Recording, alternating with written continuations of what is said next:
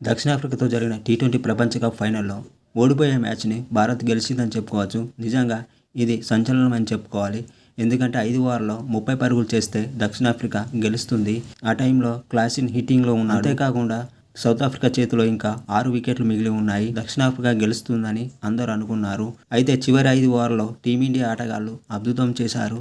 బుమ్రా, హర్షదీప్ సింగ్, హార్దిక్ పాండ్యాతో పాటు ఫీల్డర్లు కూడా విజయం కోసం పోరాడారు. దీంతో దక్షిణాఫ్రికా మ్యాచ్ ఓడిపోయింది. అలాంటి ఉత్కంఠ పరిస్థితుల్లో రోహిత్ శర్మ ఎలా ఆలోచించాడు అని తాజాగా ఓ కార్యక్రమంలో అడిగిన ప్రశ్నకు రోహిత్ శర్మ ఈ విధంగా చెప్పుకొచ్చాడు. దక్షిణాఫ్రికా 30 బంతుల్లో 30 పరుగులు చేయాల్సిన దశలో ఉన్నప్పుడు మేం తీవ్ర ఒత్తిడిలో ఉన్నాం. నిజం చెప్పాలంటే నా మెదడు మొద్దుబారిపోయింది. అయితే ఆ సమయంలో ఎక్కువ దూరం ఆలోచించకుండా పరిస్థితులకు తగ్గట్టు ఆడాలని నిర్ణయించుకున్నా. చివరి 5 ఓవర్లలో మేము ఆడిన తీరు మేము ఎంత ప్రశాంతంగా ఉన్నామనే దానిని సూచిస్తుంది. నిరాశలో కూరుకుపోకుండా చివరి వరకు పోరాడడం వల్లే మేము విజేతలుగా నిలిచాం. మాది గొప్ప జట్టు అనడానికి అదే నిదర్శనం అని రోహిత్ శర్మ పేర్కొన్నాడు.